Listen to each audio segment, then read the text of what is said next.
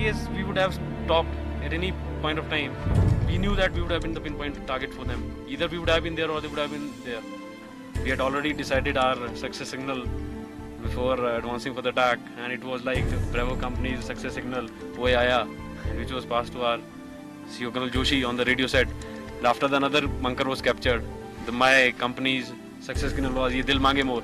The guys were so highly charged up that they're wanting that some more bunkers should have been there, and we would have got the more chaps. नमस्कार, वंदे मातरम। ये दिल मांगे मोर 6 जुलाई 1999। आप में से सब ने इस लाइन को तो जरूर सुना होगा, क्योंकि ये दुनिया की मशहूर पेप्सी नाम की एक कोल्ड ड्रिंक कंपनी का एडवर्टाइजिंग स्लोगन है। कोई सही मायने में इस लाइन को जानते हैं तो ये कारगिल युद्ध के हीरो कैप्टन विक्रम बत्रा, जिन्होंने 1999 में कारगिल युद्ध में अपने अपूर्ण अवीरता की परिचय देते हुए पाकिस्तानी आर्मी के पसीने छुड़ा दिए थे। वो कैप्टन विक्रम बत्रा के दुश्मनों में इनका इतना खौफ था कि इनके दुश्मन इनको शेरशाह नाम से बुलाते थे। कैप्टन विक्रम बत्रा की शौर्यता की कहानी लगभग हर देशवासी को पता होगी, लेकिन क्या आप जानते हैं देश पर अपनी जान न्यौछावर करने वाले इस जवान सिपाही का बचपन कैसे बीता? आखिर क्यों अपनी लग्जरी लाइफ वाली नौकरी को छोड़कर इंडियन आर्मी में जाने का फैसला किया? जो आज इस एपिसोड में हम आपको इस वीर बहादुर सिपाही के जीवन से जुड़ी कुछ ऐसी रोचक बातें बताने जा रहे हैं, और साथ ही आपको यह भी बताएंगे कि आखिर कैप्टन विक्रम बत्रा परमवीर कैसे बने। और हमें उम्मीद है कि जाने पर कैप्टन विक्रम बत्रा के लिए सम्मान आपके और भी बढ़ जाएगा। Without wasting your any time, let's begin. Captain Vikram Batra का जन्म 9 सितंबर 1974 में हुआ। हिमाचल प्रदेश के पालमपुर जिले के छोटे से गांव कुगर में हुआ था। इनके पिता का नाम गिरधारी लाल बत्रा और माता का नाम कमलकांता बत्रा। और कैप्टन विक्रम बत्रा 2 जुड़वा भाई थे। इनके माता पिता ने उनका नाम लव और कुश रखा था। लव यानी विक्रम और कुश यानी विशाल। और लव यानी विक्रम अपने जुड़वा भाई विशाल से 14 मिनट पहले पैदा हुए थे। विक्रम बत्रा ने अपनी स्टडी डीएवी और पालमपुर के सेंट्रल स्कूल से कंप्लीट किया, और आर्मी कैंट में स्कूल होने के वजह से आर्मी अनुशासन को देखते और अपने पिता से ऐसे देश प्रेम की कहानियां सुनते। विक्रम बत्रा ने स्कूल के समय देश प्रेम जान उठा। कैप्टन विक्रम बत्रा शुरू से ही बहुत ही ज़्यादा एक्टिव, और उनकी यही कोशिश रहती थी हर चीज़ में सबसे आगे, स्टडी हो या स्पोर्ट्स हो, आगे रहना। और एक बेहतरीन ऑलराउंडर थे, क्योंकि उनका स्कूल आर्मी कैंप में था। इस करके आते जाते आर्मी गतिविधियों को देखते थे और सेना के कदम, ताल और ड्रम की आवाज़ सुनकर रुक जाते। इसके बाद उन्होंने चंडीगढ़ में डीएवी कॉलेज से बीएससी साइंस में अपनी ग्रेजुएशन कंप्लीट की। और इसके दौरान वो एनसीसी के बेहतरीन कैंडिडेट चुने गए और उन्हें गणतंत्र दिवस के परेड का हिस्सा भी बनाया गया। विक्रम बत्रा जब अपना ग्रेजुएशन कर रहे थे, इसी दौरान वह मर्चेंट नेवी के लिए भी दी गई परीक्षा का परिणाम आया और उसमें वो पास हो गए। और कुछ ही दिनों में उनका नियुक्ति पत्र भी आने वाला था और वो पोलैंड जाने की तैयारी कर रहे थे। लेकिन अचानक ना जाने उन्हें क्या हुआ, वो अपनी माँ की गोद में सिर रखकर बोलने, मुझे मर्चेंट नेवी में नहीं जाना है, मैं इंडियन आर्मी ज्वाइन करना चाहता हूँ। और उनका ये फैसला वाकई में हैरान कर देने वाला था, क्योंकि उन्होंने कई लाख रुपए की मर्चेंट नेवी वाली नौकरी ठुकराकर इंडियन आर्मी में जाने का फैसला किया।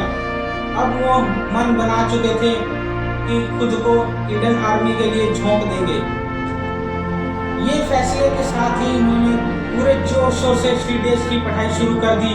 इसी बीच 1995 के आसपास जब विक्रम बत्रा उस उच्च शिक्षा के लिए पंजाब यूनिवर्सिटी गए थे तो उनकी मुलाकात वहाँ डिम्पल से हुई। उनकी अंग्रेजी की सहपाठी थी। धीरे धीरे इनकी दोस्ती प्यार में बदल गई और बात शादी तक पहुंच गई। इसके बाद जिंदगी में एक ऐसा मोड़ आया, इसके बारे में दोनों ने कभी नहीं सोचा था, क्योंकि अपने रिश्ते के 1 साल बाद ही 1996 में आर्मी में सिलेक्शन के लिए इंडियन मिलिट्री एकेडमी देहरादून में बुलाया गया। वो इंडियन मिलिट्री एकेडमी चले गए। 6 दिसंबर 1997 को ट्रेनिंग पूरी होने के बाद उनकी ज्वाइनिंग जम्मू कश्मीर के सुफर नाम के एक स्थान पर आर्मी की 13वीं जम्मू कश्मीर राइफल के लेफ्टिनेंट के पद पर नियुक्त किया गया। तो चलिए बात करते हैं विक्रम बत्रा के शानदार मिलिट्री करियर के बारे में। जब 1997 में कैप्टन विक्रम बत्रा की 13वीं जम्मू कश्मीर राइफल लेफ्टिनेंट के पद पर नियुक्त किया गया था, तभी से उस वीर बहादुर योद्धा की वीरता की अध्याय शुरू हो चुकी थी। कैप्टन विक्रम बत्रा को 18 मंथ की नौकरी के बाद 1999 में कारगिल युद्ध में जाना पड़ा था। बहुत बहादुरी से लड़े और सबसे पहले उन्होंने हम को राखी नाम के भारत का झंडा फहराया था। एक के बाद एक मिली सफलता के कारण उन्हें लेफ्टिनेंट से कैप्टन बनाया गया और उनके बाद आगे बढ़ते हुए उन्हें श्रीनगर ले मार्ग के ठीक ऊपर .5140 को उन्हें पाक से मुक्त करवाने की जिम्मेदारी सौंपी गई। हालांकि ये चैलेंज आसान बिल्कुल नहीं था, लेकिन कैप्टन विक्रम बत्रा उन इंसानों में से थे जो कठिन से कठिन चैलेंज को एक्सेप्ट करते की हिम्मत रखते थे और इस हिम्मत के कारण कैप्टन विक्रम बत्रा अपने साथियों के साथ उस चोटी पर कब्जा करने में कामयाब रहे। जब .5140 पर कब्जा करने के बाद कैप्टन बत्रा ने उनकी प्रतिक्रिया ली गई, तब उन्होंने जवाब दिया, ये दिल मांगे मोर। बस यहीं से इस लाइन की अलग पहचान मिल गई, ये दिल मांगे मोर। ये लाइन कारगिल में देखते ही देखते दुश्मनों में आफत बन गई और हर तरफ बस यही नारा सुनाई देता, ये दिल मांगे मोर, ये दिल मांगे मोर। जब यह युद्ध चल रहा था तब कैप्टन बत्रा दुश्मनों के लिए एक बहुत बड़ी चुनौती बन गए थे।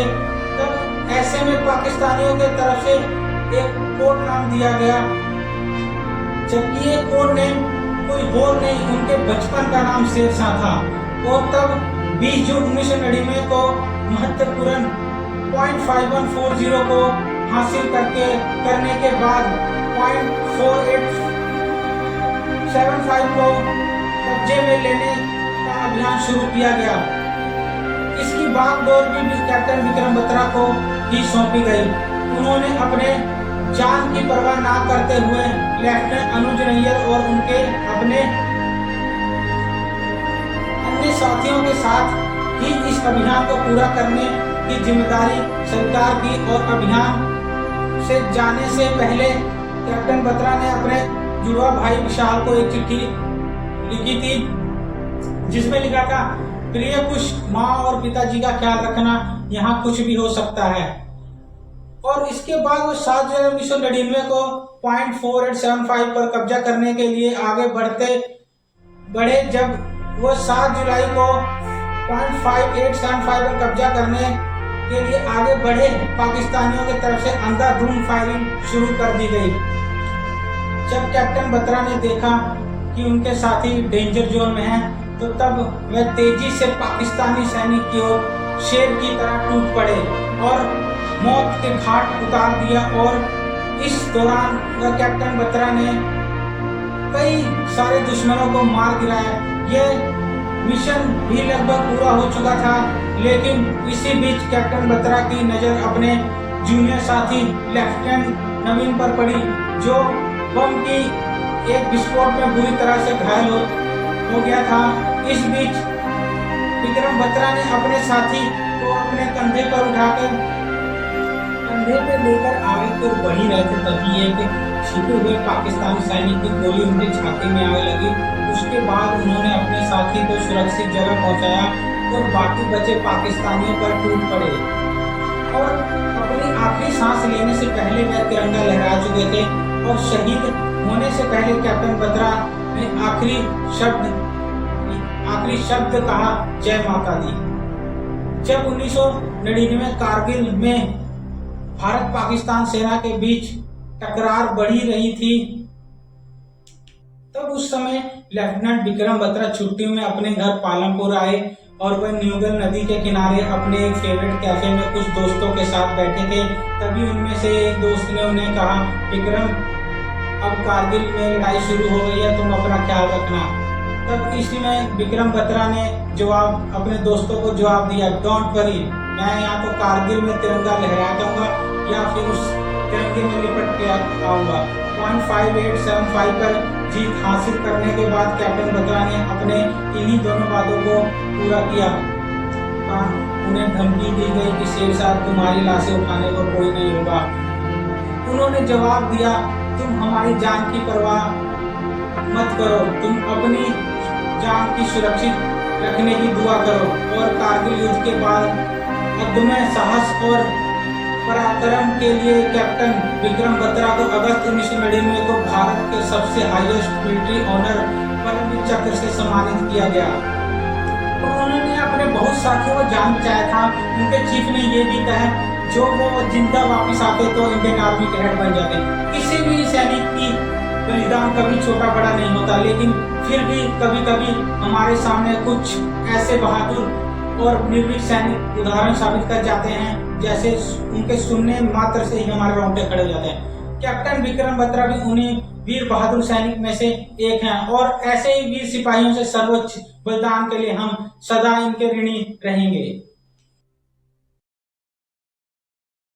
विक्रम जी को मैं ये क्या मैसेज देना चाहूँगा, वो जहाँ कहीं भी है, मैं उनसे यही कहूँगा कि मैं जो खबरात मुझे है वो मुझे कई जन्मों में शायद ऐसा नहीं मिलेगा। और जो कुछ उन्होंने देश के लिए किया है, देश पर जो कर्ज उनका है और हमारी परिवार का जो उनका कर्ज है, वो हम कभी उतार नहीं पाएंगे। और मैं ये भी कहना चाहूँगा कि वो हमेशा हमारे परिवार से जुड़े रहें। आज के एपिसोड में बस इतना ही। हमें शहीद विक्रम बत्रा जी के लिए सल्यूट तो बनता है, जिन्होंने हमारे देश के लिए अपनी जान न्यौछावर कर दिया।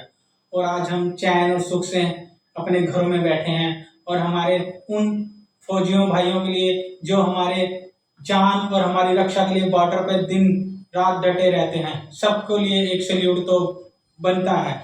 और हमें ज़्यादा से ज़्यादा मोटिवेट करें ताकि हम आपके लिए ऐसी जानकारियाँ लेके आते रहें। और आज के लिए बस इतना ही। नमस्कार, जय हिंद।